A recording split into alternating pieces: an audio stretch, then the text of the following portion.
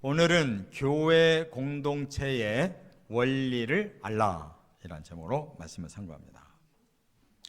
지금 우리가 고린도 전서의 말씀을 상고하는데 한 가지 주제를 가지고 이제 3장까지 넘어왔습니다. 그건 바로 교회에 분쟁이 있다 하는 문제였습니다.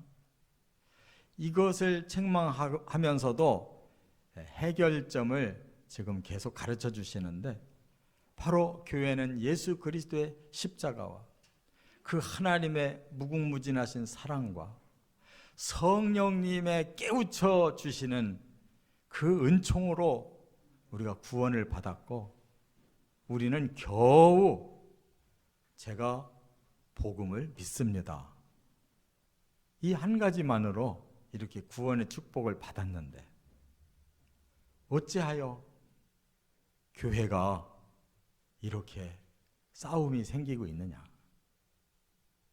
그래서 오늘은 교회론을 가지고 너희가 교회가 어떤 곳인가를 안다면 이런 일이 일어나지 않을 것이다. 교회가 뭔지를 모르기 때문에 이런 일이 일어나고 있다는 것을 말씀하고 있어요. 그래서 교회를 구성하는 존재가 세 가지 존재가 있다는 거예요. 하나님이 계시고, 하나님의 말씀대로 사역하는 사역자들, 일꾼이 있고, 또 그로 인해서 또 교회 안에 구원받은 성도들이 있다는 거예요.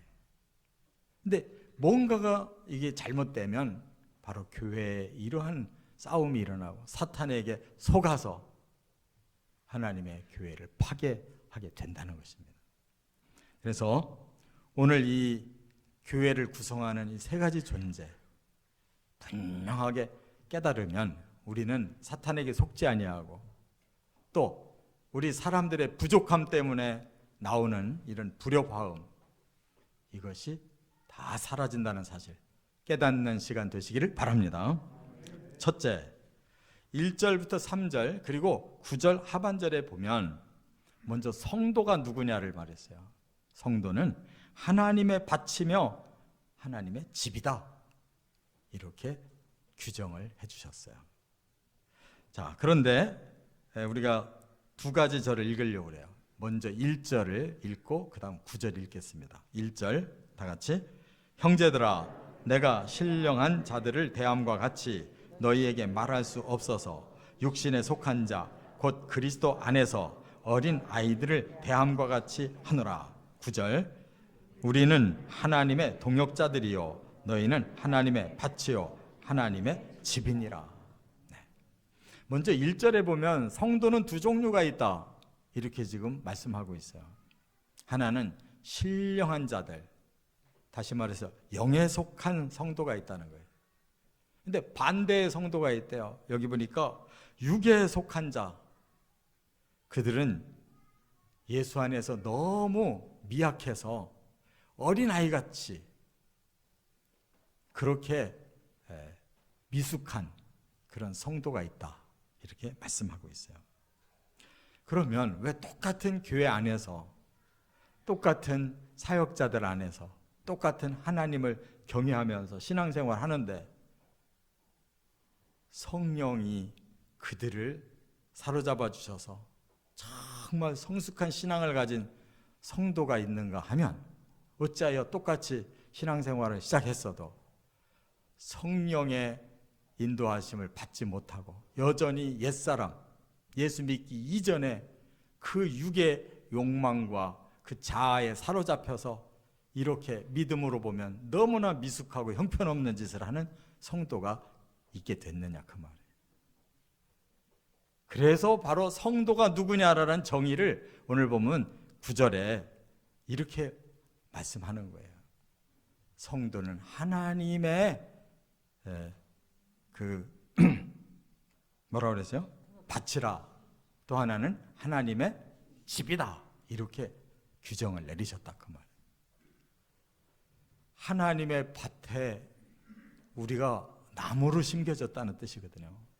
근데 왜 훌륭한 나무로 성장을 해서 열매를 맺고 더 유익을 줘야 될 나무가 어떻게 잘못됐길래 이렇게 열매가 없고 오히려 쓴뿌리 짓을 하느냐. 또 하나, 하나님의 이 터에다가 우리를 하나의 건축물처럼 우리를 짓고 계시는데 어떤 재료를 잘못 쓰고 어떻게 잘못 건축을 했길래 이렇게 집이 새고 무너져 버리고 형편없는 이런 건물로 이렇게 떨어졌느냐, 그거예요. 그것을 이제 우리가 분석하고 우리는 과연 어느 쪽에 속한 성도냐, 이걸 제대로만 발견하면 문제는 간단하게 풀릴 수가 있다는 것입니다. 자, 오늘 본문에서는 지금 나무를 주로 비유하고 다음 시간에 바로 건물로 비유를 해서 이제 말씀할 거예요. 교역자들을 통해서 하나님이 그리스도인이라고 하는 너무나 복된 영적인 나무를 딱 심었어요. 그리고 또 다른 교역자를 통해서 그 나무가 잘 무럭무럭 자라서 시간이 지나니까 열매가 주렁주렁 맺혀가지고 자기도 먹고 남도 먹고 서로 유무상통하는 이런 행복한 하나님의 교회 공동체가 될 줄 알았다는 거예요. 그런데 고린도 교회가 그런 성도는 부족하고 오히려 뭔가가 잘못돼가지고 이 나무가 외소증에 걸려서 계속 크질 않는 거예요. 영적으로 계속 형편없는 어린아이 짓을 하고 있다는 거예요. 그 결과가 바로 분쟁으로 지금 제일 먼저 튀어나온 이런 부작용이다, 그 말이에요. 그렇기 때문에 하나님께서 이 어린 아이들에게 언제까지나 계속 젖을 주고 있어야 되느냐. 젖을 먹더라도 열심히 빨아먹었다면 그럴 리가 없지 않냐, 그 말이에요. 우리가 아이들을 어려서 낳아서 기르는 거 보면 우리 아이들도 얼마나 그 본인이 살아보겠다고 하는 집념이 강한지 몰라요. 막 송곳송곳 땀이 맺힐 정도로 젖을 빨잖아요. 그런 아이들이 건강하게 잘 자라는 걸 볼 수가 있잖아요. 도무지 젖을 잘 안 먹으려고 하는 애들도 있잖아요. 밤새도록 속 썩이는 애들도 있잖아요. 바로 거기에 문제가 있는 거예요. 그래서 하나님이 이렇게 모든 것을 다 공급해 주시고 사역자들을 통해서 도움을 받게 하실 때 올바른 마음 가지고 정상적으로만 진리와 성령을 배우고 순종하기 시작하면 아름다운 열매 맺는 좋은 나무로 클 수 있다는 사실을 깨달아야 될 줄 믿습니다. 그런데 그것이 안 된 성도는 바로 하나님의 진리의 복음과 성령에 순종하지 않고 있기 때문에 이게 변화가 없는 거예요. 그것을 제가 갈라디아서 5장에서 아주 명확한 구분을 하고 있는 말씀을 가지고 한번 비교를 하려고 그래요. 갈라디아서 5장 19절부터 22절까지 보니까 육신에 속한 삶을 계속 사는 사람과 성령에 속한 삶을 계속 사는 사람 너무 천지 차이라는 거예요. 제가 이 말씀을 다시 읽으면서 고린도 교회랑 비교하니까 어쩌면 이렇게 틀림없이 지적된 말씀대로 고린도 교회가 문제가 그렇게 여러 가지가 터지는지를 알게 됐어요. 자, 갈라디아서 5장 19절에 보면 육체의 일은 분명하니 곧 음행과 더러운 것과 호색과 이렇게 얘기가 나오는데 바로 요 문제가 이 고린도 교회의 5장과 6장에 가면은 이 성의 문제를 지적당하고 있어요. 또 우상 숭배와 주술과 8장부터 11장까지 가면 이들이 하나님과 우상에 대한 명확한 분별이 아직도 부족한 거예요. 원수 맺는 것과 분쟁과 시기와 분냄과 당짓는 것과 분열과 이단과 투기와 지금 바로 1장에 하나님께서 말씀하고 있는 그 분열이 바로 여기에 지금 다 잠재되어 있었던 거예요. 술 취함과 방탕함과 이거는 바로 10장, 11장에 고린도전서 가보면 이 사람들이 얼마나 형편없는지 성찬식도 지멋대로 해가지고 어떤 사람이 일찍이 와가지고 술을 퍼먹어가지고 취한 상태로 성찬하겠다고 나온다는 거예요. 도무지 이렇게 타락할 수가 있냐고. 왜 그러냐? 진리의 말씀과 성령에서 비껴나가기 때문에 여전히 자기 자아가 살고 자기의 육적인 욕망이 계속 앞서기 때문에 교회 공동체를 그렇게 세상 공동체처럼 똑같이 생각하고 만들어버렸다 그 말이에요. 그러나 성령께 순종하고 진리대로 변화된 성도는 어떠냐? 거기 그렇게 말씀했어요. 22절에 오직 성령의 열매는 사랑과 희락과 화평과 오래 참음과 자비와 양선과 충성과 온유와 절제니. 똑같은 교회 안에서 똑같은 사역자들을 통해서 똑같은 진리와 성령을 배웠어도 본인이 어떻게 받아들이냐에 따라서 열매가 이렇게 천지 차이라는 거예요. 이렇게 잘못된 열매를 맺는 사람들에게 이렇게 말씀했어요. 경계하노니 이런 일을 하는 자들은 하나님의 나라를 유업으로 받지 못할 것이요. 이 땅에서 교회 생활을 얼마든지 할 수 있어요. 제멋대로 해도 누가 말 안 하는데 천국에 들어가는 그 앞에서는 하나님은 반드시 심판하시지 천국의 유업을 주지 않으신다고 말씀했어요. 그렇다면 우리는 이게 심각한 일이라는 것을 깨달아야 될 줄 믿습니다. 두 번째, 또 하나의 구성원이 누구냐? 4절부터 6절 상반절, 8절과 9절 상반절에 보면 바로 지도자. 지도자가 누구냐라는 걸 여기 밝혔어요. 하나님의 일꾼일 뿐이다. 하나님이 일을 시켜서 하나님 일하는 일꾼에 불과한 자들이지 그들의 이름이 드러나고 교회가 그들 지도자들에 의해서 이렇게 분리가 되고 분쟁이 일어날 그런 존재가 아니라는 거예요. 자, 5절 같이 읽겠습니다. 그런즉 아볼로는 무엇이며 바울은 무엇이냐? 그들은 주께서 각각 주신 대로 너희로 하여금 믿게 한 사역자들이니라. 바울도 하나님이 부르고 아볼로도 하나님이 불러서 각각 주신 사명과 은사가 다르다는 거예요. 그래서 아볼로는 먼저 바울은 예수님께서 그를 불러서 선교사로 사명을 주시고 은사를 주셨어요. 그래서 그가 온갖 박해를 받으면서도 이 안디옥에서부터 출발해서 저 고린도까지 이렇게 온갖 고난을 겪으면서 세운 그 교회가 바로 고린도 교회고 거기서 왕성하게 신자들이 믿었기 때문에 교회가 세워져서 그가 전도로 심고 개척교회로 성장을 시킨 다음에 옮겼잖아요. 그 다음에 아볼로라는 사람은 성경에 능통했기 때문에 그 뒤에 바로 그 고린도 교회 담임이 돼요. 그래서 박식한 그 성경 지식을 가지고 잘 가르쳐서 고린도 교회가 왕성하게 됐다 그 말이에요. 그런데 두 사람 간에는 아무 문제가 없어요. 바울은 전도자고 개척자로서 사명을 다했고 아볼로는 담임 교역자로서 말씀과 목양의 사명을 다해서 이렇게 귀한 교회가 됐을 뿐이에요. 그 사람들의 이름이 드러날 필요는 하나도 없어요. 왜?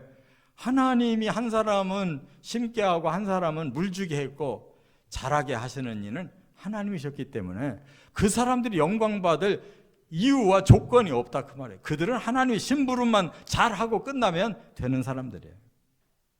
교회는 사람의 이름이 드러나는 것이 그것이 불신앙이라는 사실을 깨달으시기 바랍니다. 아무 개가 유명하다 그러면 그 교회는 그로 인해서 잘못되어 있는 거예요. 그렇기 때문에 바울은 나는 나무를 심었다. 아볼로는 그 나무에 물을 잘 주었다. 여러분, 심었다고 다 되는 겁니까? 물 줬다고 다 되냐고요. 꼭 길러봐요. 심으면 다 되는지, 물 주면 다 되는지. 하나님이 그 DNA를 통해서 계속 키워주셔야 이게 크는 거지, 사람의 인공적인 이 힘으로 크는 게 아니란 말이에요. 할렐루야. 그런데 왜 심어놓고 자기가 뽐내고, 왜 물 줘놓고 자기가 뽐내냐고요. 뭘 했다고. 사람은 한 게 없어요. 그냥 하나님의 보조 일을 조금 거들었을 뿐이에요. 그래서 지나치게 물을 많이 줘도 안 되고, 지나치게 자꾸 흔들어 가지고 심었다 뺐다 해도 안 된단 말이에요. 방해자예요. 일꾼이 아니고 방해자가 될 수가 있다는 거예요. 그런데 그럼 뭐가 문제냐? 바울도 문제가 없고 아볼로도 문제가 없는데 뭐가 문제냐? 바로 미숙한 성도들이 인간적인 분쟁심을 이 지도자들을 이용해서 그렇게 해먹은 거예요. 왜냐? 바울이 그 교회의 전도자로, 개척자로 있을 때 예수 믿은 신자가 있잖아요. 나중에 아볼로가 왕성하게 목회할 때 그때 믿고 또 오른팔처럼 쓰임받았던 자들이 있었을 거 아니에요. 이 두 팀들이 이제는 누가 더 공로자냐, 누가 우리 교회에 더 공로를 많이 보인 자냐, 이렇게 자기를 드러내고 싶어서 나 아볼로의 출신이야, 나 바울 출신이야, 이렇게 자기들을 드러내기 시작하면서 문제가 된 거고, 그 지도자들의 이름을 이용했다 그 말이에요.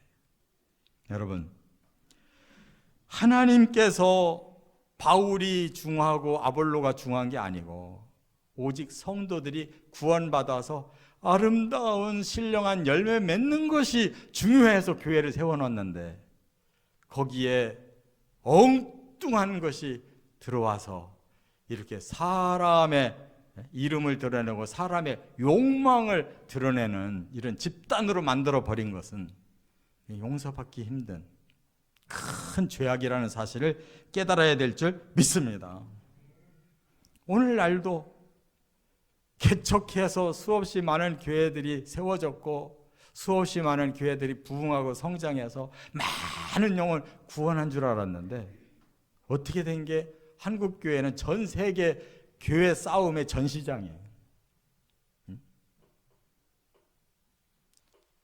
칼빈이 어떻다고 웨슬레가 어떻다고, 왜 그들의 이름 가지고 그렇게 싸우고, 똑같은 칼빈 안에서도 왜 그렇게 신학자들에 따라서 그렇게 많이 교회가 갈라지고, 똑같은 지도자들이 서로 갈라져 가지고 왜 똑같은 신학 안에서, 똑같은 지도력 안에서 왜 그렇게 많은 교단이 갈라졌냐? 도대체 갈라질 이유가 뭐였는데? 누가 갈랐냐고? 이 교회 안에서 정치하는 것들이 그렇게 만들어 놓은 거예요. 하나님만 교회 정치에 권한이 있지, 아무 지도자도 아무 성도도 교회를 정치할 권한이 없음을 깨달아야 될 줄 믿습니다. 우리는 오직 그냥 진리를 배울 뿐이고 성령께 순종할 뿐이지, 우리가 이렇자 저렇게 하자, 우리의 생각이 필요가 없는 것이 바로 하나님 교회예요. 근데 얼마나 많은 교회 정치꾼들이 생겨났어요. 그들 때문에 교단이 다 갈라진 거예요. 자기하고 다르면 무조건 저쪽은 잘못됐다는 거예요. 지는 옳으냐고. 이런 식으로 계속 갈라진 거예요. 지는 옳고 다른 사람은 틀렸다는 거예요. 예수님은 그랬어요. 너희들을 욕하지 않거든 그들도 우리 편이다. 대적자만 아니면 다 우리 편이라고 예수님 말씀했어요. 근데 이놈의 개신교는 조금만 다르면 무조건 적대시하니까 이렇게 수없이 갈라졌는데, 누가 옳으냐고. 옳은지 그런지도 지금 구별을 못하는 이런 교단이 돼버렸잖아요.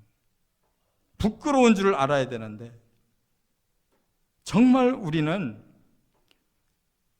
하나님의 일꾼이고 종들일 뿐이에요.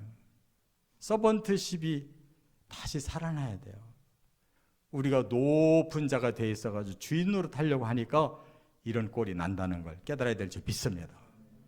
세 번째, 이제 결론은 뭐냐? 하나님이에요. 하나님이 누구시냐? 6절 하반절 7절에 보니까 하나님이 주인이시라는 거예요. 7절 다 같이 읽겠습니다. 그런즉 심는 이나 물 주는 이는 아무것도 아니로되 오직 자라게 하시는 이는 하나님뿐이니라. 교회는 하나님만 남는 거예요. 여기에 있던 지도자들도 다 사라지고 없고 여기에 있던 성도들도 다 사라지고 없고 끝까지 이 교회에 남아 계시는 분은 하나님밖에 없어요. 믿으시기 바랍니다. 우리가 여기서 뭐 힘께나 써본단들 몇 년을 힘께나 쓰냐고요. 그리고 힘께나 썼다고 남은 결과가 도대체 교회에 뭐를 남겼냐고.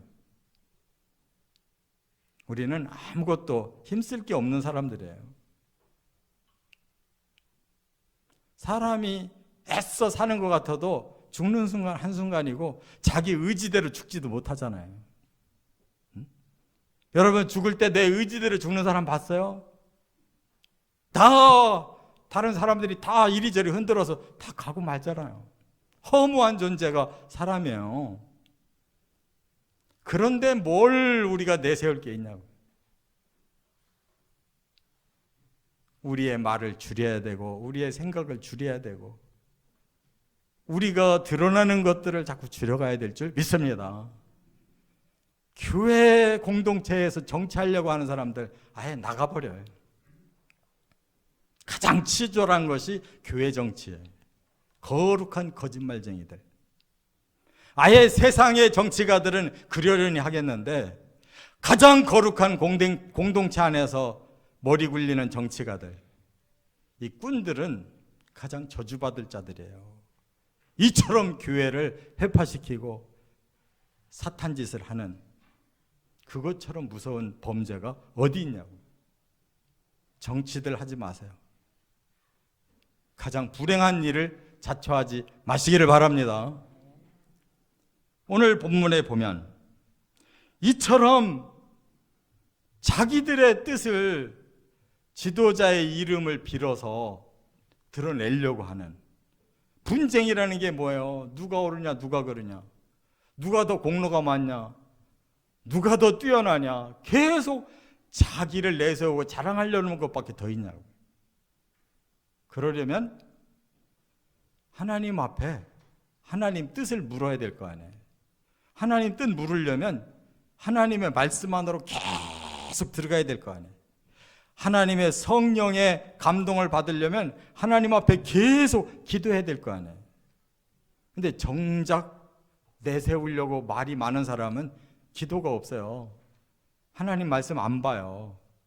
성경 공부 시간에 안 보이고 기도 시간에 안 보이는 사람들이, 예배 시간에 잘 안 보이는 사람들이 회의에는 얼마나 강한지 몰라요. 왜?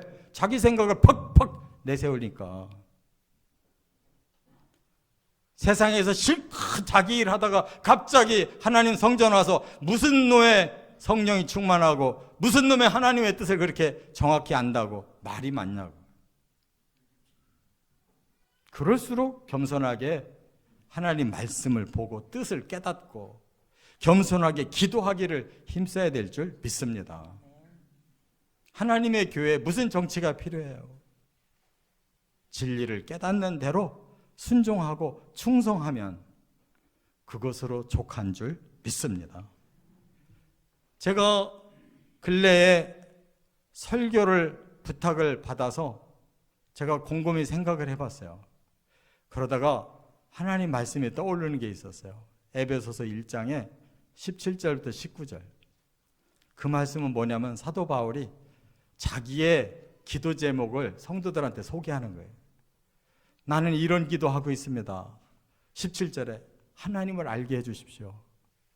어떤 하나님? 그 앞에 3절에서 6절까지 하나님이 우리를 택하신 그 기가 막힌 사랑의 하나님을 알게 해주십시오. 그게 그의 기도 제목이에요. 18절에 기도 제목은 성령님을 알게 해주십시오. 어떤 성령? 그 앞에 보니까 성령께서 우리의 마음에 깨달음을 주시는 큰 능력, 그 성령님을 알고 싶습니다. 19절에 보니까 나를 구원한 예수님을 알게 해주십시오. 어떻게? 그분이 자기를 희생해서 우리 죄를 속량해 주신 그 은혜를 더 알고 싶어서 그렇게 성삼위 하나님을 알려달라고 기도하고 있더라니까요. 그 바울의 기도가 생생하게 우리 안에 살아 있어야 신앙생활을 하는 거지. 그 대가도 성삼위 하나님을 더 알고 싶다고 기도 제목을 삼았대는데 우리 같은 평신도 같은 이러한 부족한 우리가 무슨 기도를 해야 되겠냐 말이에요. 깨달아야 될 줄 믿습니다.